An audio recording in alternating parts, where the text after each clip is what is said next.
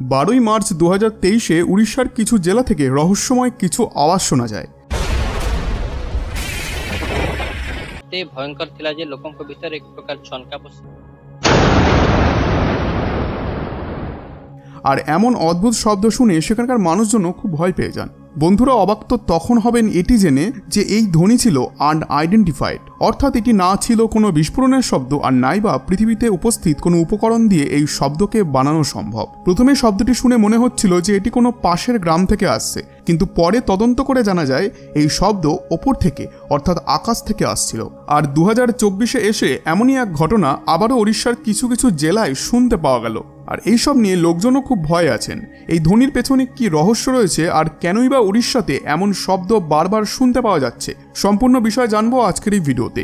আপনাদেরকে রিকোয়েস্ট করব আজকের ভিডিওটি একটু স্কিপ না করে শেষ পর্যন্ত দেখুন, কারণ ভিডিওর কোনো অংশ স্কিপ করে গেলে আপনার সম্পূর্ণ কাহিনীটি বুঝতে অসুবিধা হবে। বন্ধুরা আসলে গত 5 দিন ধরে বালাসোর, ভদ্রক এবং তার আশেপাশের এলাকায় একভাবে কিছু রহস্যময় ও ভৌতিক শব্দ শুনতে পাওয়া যাচ্ছে। আর উড়িষ্যার নিউজ চ্যানেলও এই বিষয়টির প্রমাণ দিয়েছে, যেগুলি শুনে সেখানকার মানুষও খুব চিন্তায় রয়েছে।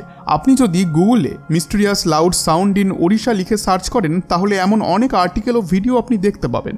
ওড়িশা বাইটস তার আর্টিকেলে লিখেছে যে শুক্রবার নাগাদ একাধিকবার জোরালো ও রহস্যময় শব্দ বালাসোরের সোরো এলাকা ও ভদ্রকের বাসুবেতপুরে শোনা গিয়েছে। সকাল 9:50 থেকে 10টার দিকে এই জোরালো শব্দ শুনে মানুষ ঘর থেকে বাইরে বেরিয়ে আসে। এই আওয়াজ কিছু মিনিট পর্যন্ত শুনতে পাওয়া যায়। সেখানকার মানুষ এই আওয়াজ শুনে তার সোর্স জানার জন্য আশেপাশের ও আকাশের দিকে তাকায়, কিন্তু তারা এই আওয়াজের কোনো সোর্স খুঁজে পান না। স্থানীয় এক মানুষ উড়িষ্যার নিউজ এজেন্সিকে বলে যে আমাদের প্রথমে মনে হচ্ছিল যেন ভূমিকম্প হচ্ছে, কারণ এই শব্দ এক বিস্ফোরণের থেকেও বেশি জোরালো ছিল। বন্ধুরা বৃহস্পতিবারও দুপুর 2:55 থেকে 3:10-এর মধ্যে 3 বার পরপর এমনই অদ্ভুত শব্দ শুনতে পাওয়া যায় এবং গ্রামে থাকা মানুষদের বাড়ির ভেতরে কম্পন অনুভব হয় আর তাদের জানলা দরজা কাঁপতে শুরু করে। তাদের সন্দেহ ছিল যে এই কাজ DRDO অর্থাৎ অনুসন্ধান ও বিকাশ কেন্দ্র সংগঠনের দ্বারা কোনো বিকাশ ও ডেভেলপমেন্টের জন্য হতে পারে, কিন্তু জেলা প্রশাসন সূত্র যখন এই জিনিসটিকে নিয়ে তদন্ত করে তখন জানা যায় সেখানে আদৌ কোনো পরীক্ষা হয়নি। এরপর প্রশাসন আবহাওয়া দপ্তরের কাছেও এই ঘটনার ব্যাপারে তথ্য জানতে চায় যে এটি কোনো ঝড় বা সাইক্লোন নয় তো, কিন্তু জেলা আপাতকালীন কেন্দ্র নিশ্চিত করে দেয় যে এটি কোনো সাইক্লোন বা ভূমিকম্প বা ঝড় নয়। প্রশাসন DRDOর কাছ থেকেও তথ্য জোগাড় করে জানতে পারে যে এইসব দিনে সেখানে কোনো পরীক্ষা নিরীক্ষা হয়নি। বন্ধুরা এই ধরনের ঘটনা উড়িষ্যাতে একাধিকবার হয়েছে। 2023-এর মার্চে, 2022-এর নভেম্বরেও এমন ঘটনা ঘটেছে, আর এবার আবারও এমন শব্দ শুনতে পাওয়া যাচ্ছে। আর এখন উড়িষ্যাতেই কেন এই রকম শব্দ বারবার শোনা যাচ্ছে, এর সাথে পুরাণের কি সম্পর্ক রয়েছে, পুরাণ এই বিষয়ে কি বলে, আসুন এই বিষয়ে বিস্তারে জানি। বন্ধুরা আপনারা একথা শুনে থাকবেন গ্রামীণ এলাকায় গ্রাম দেবী দেবতা আগেকার যুগে কোনো অনুষ্ঠানে বা বিবাহের মতো অনুষ্ঠানে বাসন কাপড় এগুলি গ্রামের মানুষদের দিতেন এবং গ্রামের মানুষদের সেই জিনিসগুলিকে আবার ফিরিয়ে দিতে হতো, কিন্তু এখন এই জিনিসগুলি বর্তমান সময় দেখা যায় না। অনেক আগে থেকেই এই জিনিসগুলি পৃথিবী থেকে লুপ্ত হয়ে গিয়েছে। বন্ধুরা মান্যতা এমনও আছে বা বলতে পারেন যে আজও গ্রামীণ মানুষ এই জিনিসটিকে বিশ্বাস করেন যে গ্রাম দেবী দেবতা রাত্রিতে গ্রামে ভ্রমণ করতেন আর তখন এক দিব্য আলো জ্বলে উঠত। এই জিনিসগুলি এখনকার সময় আর দেখা যায় না।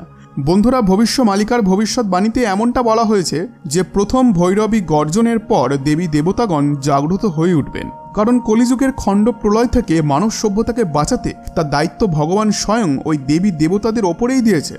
এই কারণে কখনো নদীর ভেতরে প্রকাশ অথবা দেবী দেবতাদের স্থানে প্রকাশ দেখতে পাওয়া, আকাশে আকাশবাণী রূপে গর্জন ও ভিন্ন ভিন্ন আলোর ঝলকানি দেখতে পাওয়া, এগুলি আবার পুনরায় শুরু হবে। তবে বন্ধুরা এটি কখনোই এলিয়েন বা UFOর সাথে জোড়া উচিত নয়। এগুলি ওই সব দেবী দেবতার পুনরায় জাগ্রত হওয়ার সংকেত যেনারা পৃথিবীতে পাপ বাড়ার কারণে পৃথিবী থেকে অদৃশ্য হয়ে গিয়েছিলেন। বন্ধুরা ভবিষ্যৎ মালিকার ভবিষ্যৎবাণীতে এমনটাও বলা হয়েছে যে এই স্থানগুলিতে কিছু কবচ থাকে এবং এই সব কবচগুলিতে এমন কিছু শক্তি থাকে যেটি ওই এলাকার বসবাস মানুষদের বিপদে সাহায্য করবে। এমন চমৎকার ও দেবী দেবতাদের জাগ্রত হওয়া তখনই দেখতে পাওয়া যায় যখন সেই অঞ্চল সম্পূর্ণরূপে বাইরের জগৎ থেকে আলাদা থাকে, অর্থাৎ বাইরের জগতের সাথে সেই অঞ্চলের কোনো রকম সম্পর্ক থাকে না, অথবা খণ্ড প্রলয়ের স্থিতিতেও এমনটা হয়। এই দুটি পরিস্থিতিতেই পৃথিবীতে এমন অলৌকিক জিনিস দেখতে পাওয়া যায়। কিন্তু বন্ধুরা এখন প্রশ্ন হলো যে এই ভৈরবী গর্জন কি এবং কখন শুনতে পাওয়া যাবে এটি, আর উড়িষ্যা এখন যেটি শুনছে সেটিও কি ভৈরবী গর্জন? বন্ধুরা, ভবিষ্যমালিকার একটি শ্লোক অনুসারে ছায়াপুত্র শনি যখন কুম্ভে থাকবেন তখন আকাশের পূর্ব থেকে পশ্চিম দিকে কিছু চিৎকার শুনতে পাওয়া যাবে। আর এইসব শনির কুম্ভতে থাকার ফলেই ঘটেছে। যেমনটা অচ্যুতানন্দ দাসজি মালিকাতে বর্ণনা করেছেন যে এইসব কোটি কোটি মানুষের মৃত্যুর সংকেত, এবং আকাশ থেকে যে জোরালো শব্দ ও চিৎকার শুনতে পাওয়া যাচ্ছে সেটি নরকের চিৎকার। পুরীধামে ভক্তরা মনে করছেন যে এই সব কিছু প্রভু জগন্নাথ দেবী করছেন, কারণ এই পৃথিবীতে একটি পাতাও জগন্নাথ দেবের অনুমতি ছাড়া নড়ে না। আর যেহেতু জগন্নাথ দেবের নিবাস স্থলেই এমন ঘটনা ঘটছে, তাই এখন ভক্তরা অত্যন্ত ভয় পেয়ে আছেন। তাদের কথায় প্রভু এখন রেগে আছেন এবং তিনি হয়তো কোনোভাবে অপমানিত হয়েছেন, এই কারণেই এমন হচ্ছে। বন্ধুরা, প্রথম ভৈরবী গর্জন ভুবনেশ্বরের লিঙ্গরাজ মন্দিরে শোনা যাবে, যাতে দেবীর ধ্যান ভঙ্গ হয়ে যাবে এবং তিনি জেগে উঠবেন। আর ধ্যান করে উঠেই তিনি যাবেন জগন্নাথ পুরীধামে। আর সেই দিনেই ভারতের সকল শক্তিপীঠ জাগ্রত হয়ে উঠবে। গ্রামে গ্রামে দেবীর প্রকোপ দেখা যাবে। এই হুঙ্কারকে যে পাপী শুনে নেবে তার সকালেই মৃত্যু হয়ে যাবে। এই হুঙ্কারের কারণে হিমালয়ে প্রলয় আসবে, সেখানে হবে ভূমিকম্প, যাতে করে যোশী মঠের নৃসিংহদেবের হাত ভেঙে যাবে। আর এটি কলিযুগের শেষকাল ও বদ্রীনাথের লুপ্ত হওয়ার সংকেত হবে। এখন এইসব একসাথে না হলেও ভৈরবী গর্জনের পর এক এক করে পৃথিবীতে এমন ঘটবে। বন্ধুরা, এই ভৈরবী গর্জন দিনের বেলায় 3 বার হবে প্রকৃতির মাধ্যমে, যেটি বিশ্বযুদ্ধ শুরু হওয়ার একটি সংকেত। আর মাঝরাতে 3 বার আবারও এই গর্জন শোনা যাবে। প্রথমবার 2023, তারপর 2024-এ আবার মধ্যরাত্রির সময় এই গর্জন শোনা যাবে, যেটি চীনের হামলা করার ও কল্কি অবতারের যুদ্ধে অংশ নেওয়ার সংকেত হবে। যার পর 2027 সালে আবার তৃতীয়বার গর্জন হবে, যেটি মহাজাগতিক সংঘর্ষের সংকেত হবে। এখন জগন্নাথ পুরী ধাম এতে কিভাবে এফেক্ট করবে সেই নিয়ে একটি বিস্তারিত ভিডিও আমি বানাবো। আর সেই ভিডিওর নোটিফিকেশন সবার আগে পেতে চ্যানেলটিকে সাবস্ক্রাইব করে পাশের বেল আইকনে প্রেস করে রাখুন। ধন্যবাদ।